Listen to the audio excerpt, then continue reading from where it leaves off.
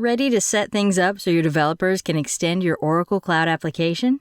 Here's how to make sure things will run smoothly when your developers and administrators get to work.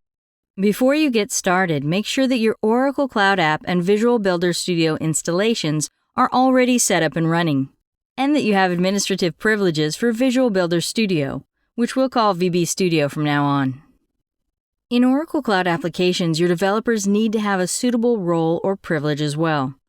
You can access VB Studio from your Oracle Cloud Applications navigation menu. The first thing you'll need to do is set up a VB Studio project, a collection of resources your team will use to do their work. Give your project a name, maybe the name of the Oracle Cloud app, like Digital Sales. Select the application extension template. Using this template is the single most important thing you can do to guarantee smooth sailing for your Oracle Cloud App developers. It sets up a bunch of things in the background, including a development environment based on the Oracle Cloud App instance you select. You'll use this project for all the extension work on this app. A name is automatically assigned to the app extension based on the project name you supplied.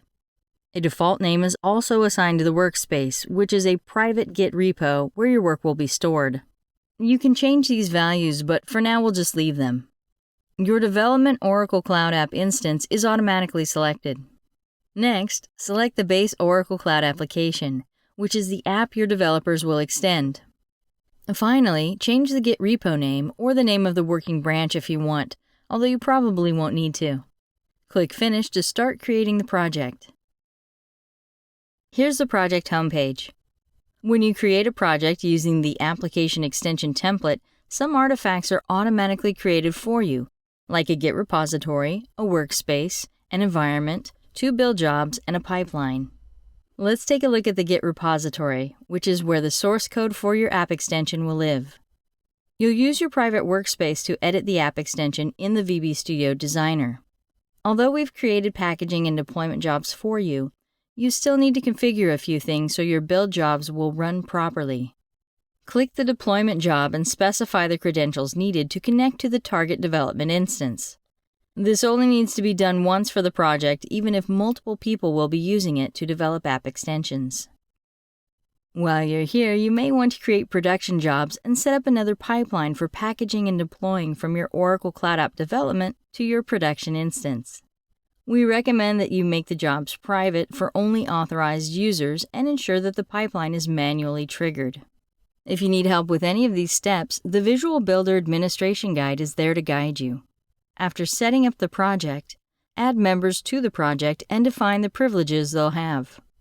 When you add a project member, you specify the level of membership: Contributor, Developer Limited, or Developer Full Access. As the project owner, you have full access. One last thing, notice that your project has an environment called Development. To see what's in it, click the Environment tile. Here's the development Oracle Cloud App instance you specified when you created the project.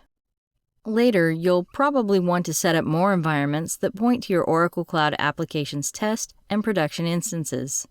You've now done everything required to set up VB Studio so your developers can start creating app extensions right away.